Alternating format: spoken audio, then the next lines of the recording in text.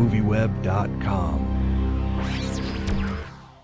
Now, is this character based on someone that was in the original BBC show, or is it based on one of the characters out of the movie? No, it's not. I mean, the whole show, it kind of picks up where the movie left, in a way. I mean, there are certain characters that kind of resemble some of the characters in the movies, but they're not quite the same. They're completely different. So he's a different character. He's a lieutenant in the LAPD. So no, he's a new character. And he's a bad guy, though, a little bit. He's a tough guy with a big appetite for life. Put it that way. So. Well, how do you react to the fans who've already seen Axe as a breakout character? How do I react to the fans? Well, so far from what I've read, your character is one of the breakout characters on the show that the fans are really starting to enjoy. Right. I love it. It's just so great to see people that actually watch the show and like my character. And some of the recognition that I got is just so grateful. I feel very blessed. I mean, people are watching and enjoying this. It's you feel rewarded in a way, and it's great. You do what you do, and then people like it. It's really fun. And you're all done shooting the first season of the show, right? And have you guys been picked up for a second season? We don't know yet. Don't know yet. Well, can you talk a little bit about what the audience has already seen, as opposed to the arc of your character, to what they're going to see throughout the rest of the season? I think now it's up to episode 6, I believe.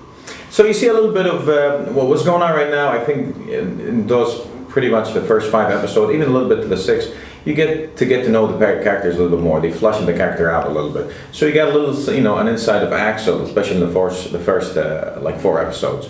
And as I said, he's a lieutenant in the LAPD. He used to be a gang member. He's got all these tattoos on his back. One huge one that says Savior, one on his neck, one is his arm, one on the side.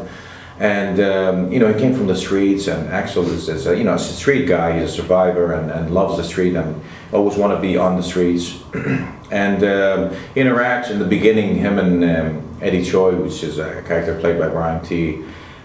He's a Korean, used to be a Korean gang member, and now he's turning to become a good guy working for AMT.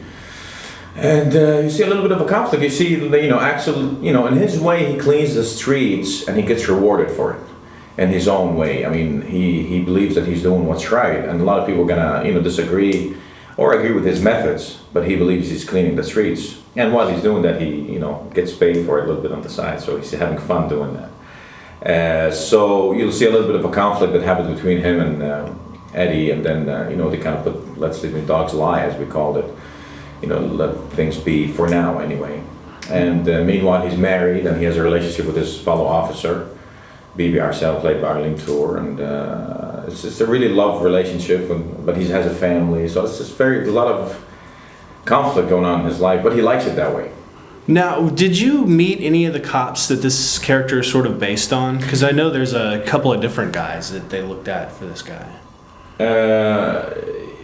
I met some cops just to get some ideas about the LAPD life, and I personally just met with some detectives and stuff like that. They offered us some help in the show with some cops that we just get an idea of what we're getting into. And which I found, which was fascinating, is just talking to detectives, because they're constantly scanning, and their mind is thinking somewhere else. Like when they sit with you, they're already 10 steps ahead of you, and they're always watching everything. And just to get that capture that life, their essence of how they see things, was very, very fascinating. And then how they look at the streets and how how they judge people and all these clues that they can pick up with, which was very, very interesting. So. Well, that's interesting to me. Is how did you take some of that stuff you learned from the cops and sort of go out and meet some of the gang members and try to merge those two personas together to create this guy? Well, to be honest with you, the street life I'm more familiar with than it is than the police life. Where I grew up from, we back home there was a lot of fighting and war and all this stuff. So I kind of got an idea of what a street person would be like. So that was kind of in me. So that was easier for me to tap into. Versus right now is being a cop. So the cop, so I had both sides after meeting with the cops, and I've seen what they are. And cops for interesting way, they're pretty tough guys. I mean, they're kind of like there's similarity between them and the street guys. You know what I'm saying? So yeah. It's really interesting when you talk to a gang member and you talk to a cop. There's a lot of similarity. Of course, the cops are the good people and they want to save and protect the street, but they have certain things about them that are kind of similar.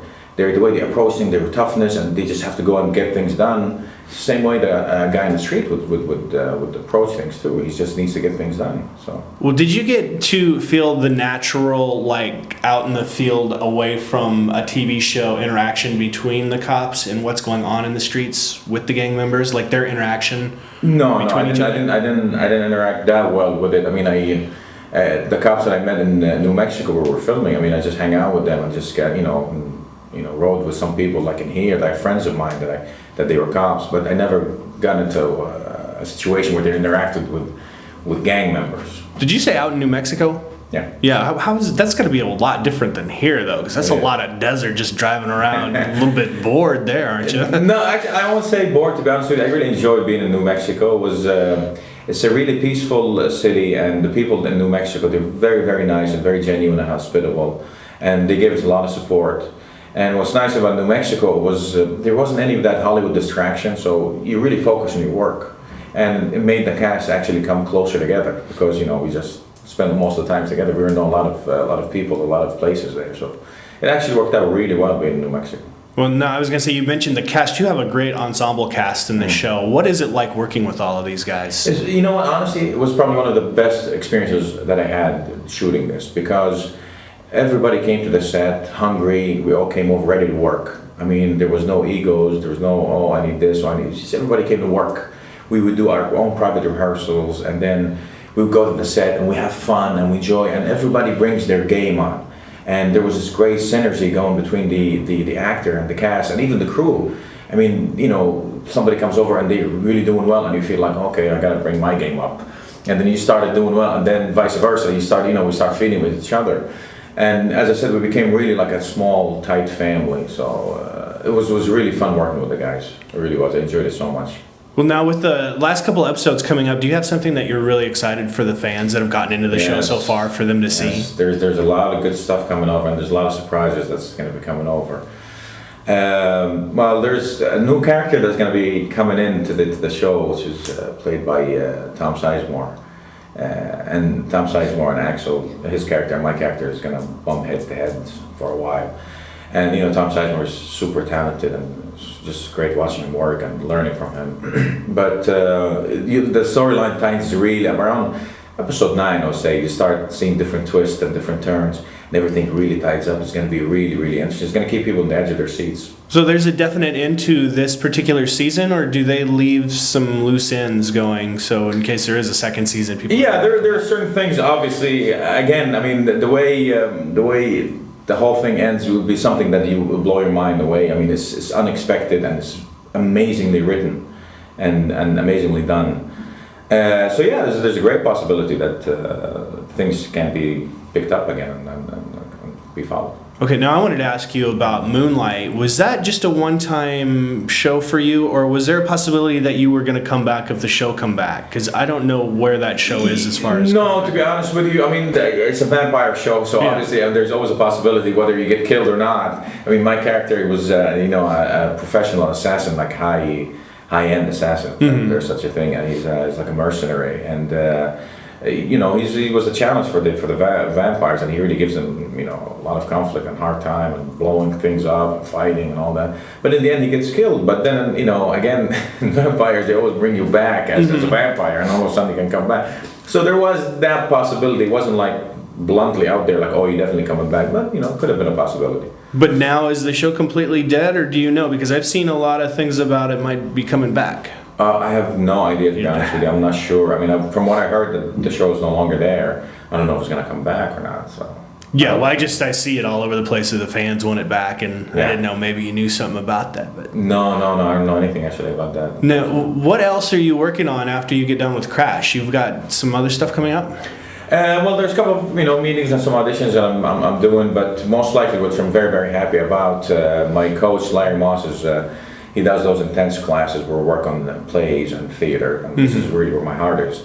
So I'm going to be in December. I'm going to be working with him on like a 4-day intense and working on some plays, which I'm really, really excited about. Can you talk about what those plays are and how? Well, this play, I think I just got my scene right now. I got my scene partner. It's a play called Days of Wine and Roses, and I play an alcoholic guy who meets a girl and he fell in love with her, and then after that he sobers up and they have a kid, and then she stays on that line, and then she wants to come back, only he's sort of been sober, and as much as he's wants her back to be the mother of his child and to be his wife, he can't go back to this life anymore because he can't become that alcoholic anymore, and it's very vulnerable, and it's full of heart, and it's full of relationship and a relationship to that daughter, to a wife, and this conflicts that we go through in life, and just to tap into this this kind of thing, alcoholism, and it's really interesting. It's such a I saw the play one time and I was like, wow, it's such a great play. I would love to work on,